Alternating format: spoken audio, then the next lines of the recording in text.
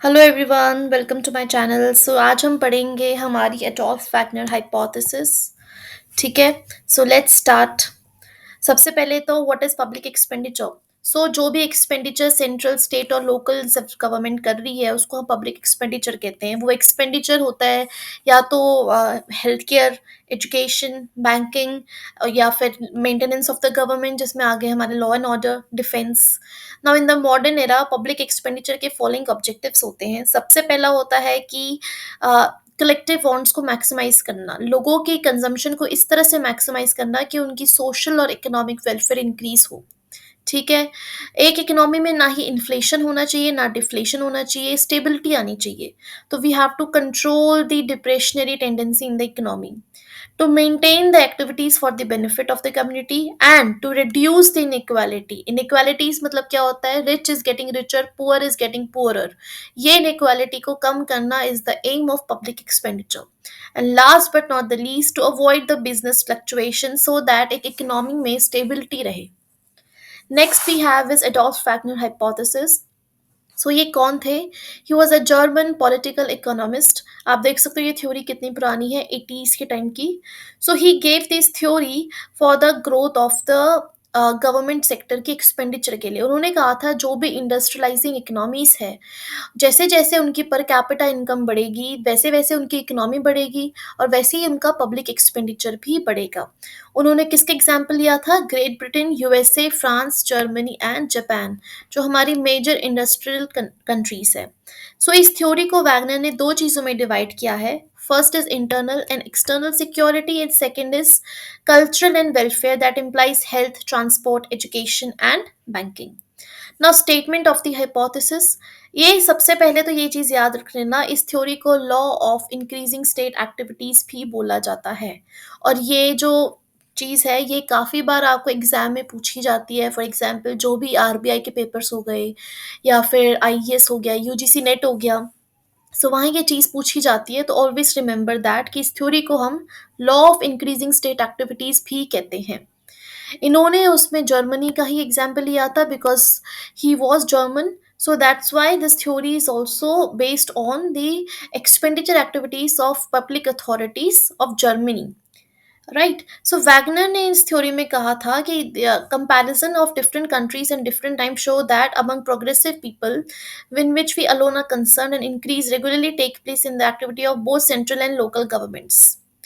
क्यों होता है? जैसे जैसे कंपैरिजन उन्होंने किया था कि जैसे जैसे कंट्री प्रोग्रेस करेगी वैसे वैसे उसके लोग भी प्रोग्रेस करेंगे, तो तभी इंक्रीज शो होगा कहाँ पे? पब्लिक एक्सपेंडिचर में of both central and local governments.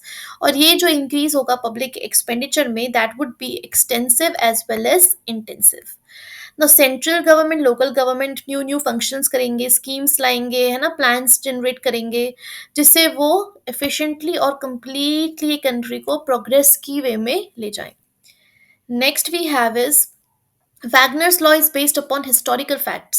His law was applicable to modern progressive government, right? And Wagner observed that there was a persistent tendency towards extensive and intensive increase in the functions of state. ठीक है। Now intensive मतलब क्या होता है? Intensive मतलब होता है expansion of traditional functions and extensive function of new welfare functions. इसे आप कह सकते हो कि ट्रेडिशनल फंक्शन में जैसे आ गया, मान लो डिफेंस, डिफेंस हमारा ट्रेडिशनल हो गया। वैसे ही वेलफेयर में आ गया, मान लो आपका एजुकेशन। एक्सक्यूज माई राइटिंग, थोड़ा पेन स्टेबल नहीं है। ट्रेडिशनल में आ गया आपका क्या?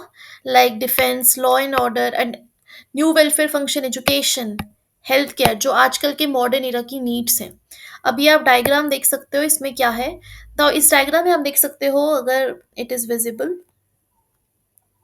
Right, X axis and Y axis. X axis में we have real per capita income and Y axis में वी हैव द आउटपुट। ठीक है।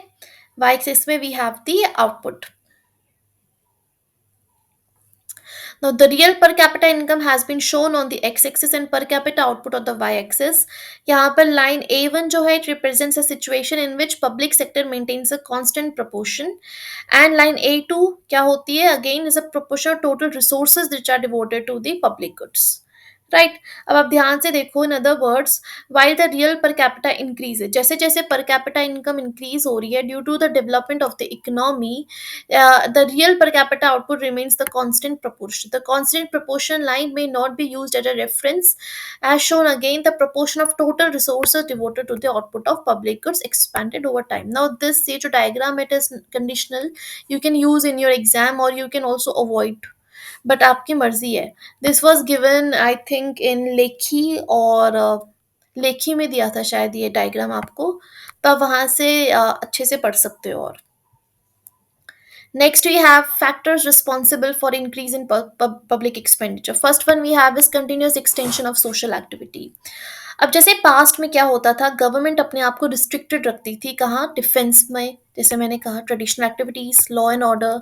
बट अब जो डायनामिक वर्ल्ड है, जो मॉडर्न वर्ल्ड है, वहाँ पर ये ओल्ड फैशन कॉन्सेप्ट को हम छोड़ रहे हैं, because we are moving towards the promoting of economical, political and social wellbeing of the citizen, जिसमें एजुकेशन आ गया, बैंकिंग आ गया, हेल्थ केयर आ गया, राइट, और भी बहुत चीज़ें आ गई. Next we have is war and preparation of war. Now public expenditure war में काफ़ी करते हैं एक्सपेंडिचर. क्यों? क्योंकि national defence accounts for the half of total expenditure.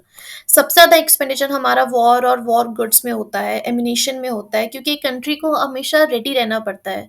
Military goods हमेशा अपने पास रखने पड़ते हैं, ताकि कभी भी कुछ हो तो उनके पास केपेबल हो किसी से लड़ने के लिए. और ये सारे सस्ते नहीं होते, there extremely costly. Growth of population. Now India is the most populated country.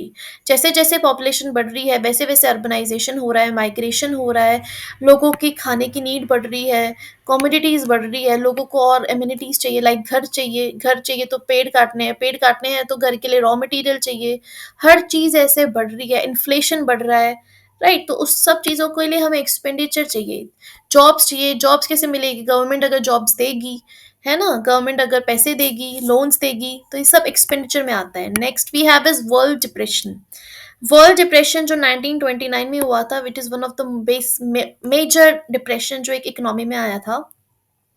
सो इस डिप्रेशन से सारी इकोनॉमीज ने क्या सीखा, that they have to be responsible, they have to take care of the government public expenditure, so that वो depression फिर कभी दोबारा ना आए.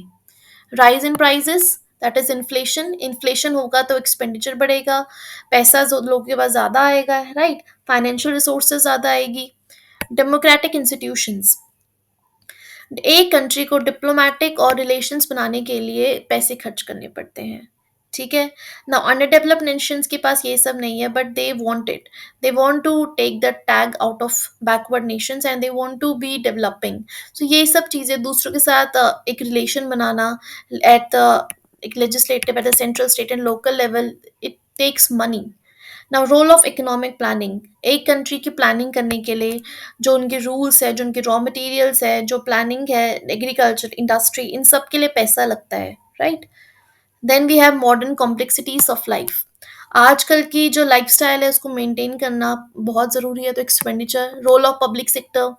It is well known that individual private organisation always look for profit. ये तो सबको पता है कि प्राइवेट ऑर्गेनाइजेशन प्रॉफिट चाहती है, बट पब्लिक सेक्टर जो है, it takes care of what, it takes care of social advantage of the country. Now, criticisms of the theory क्या है? It lacks in any theory of public expenditure.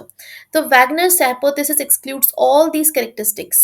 Comprehensiveness in analysis. Wagner's theory lacks comprehensiveness. ठीक है. Next we have Wagner की hypothesis deals with interdisciplinary phenomenon, but it lacks interdisciplinary approach. These are some of the criticism that I found on the internet. You can take into your notes or you can also avoid it, but they are right to some extent. Now this theory ignores the influence of war, but it has ignored.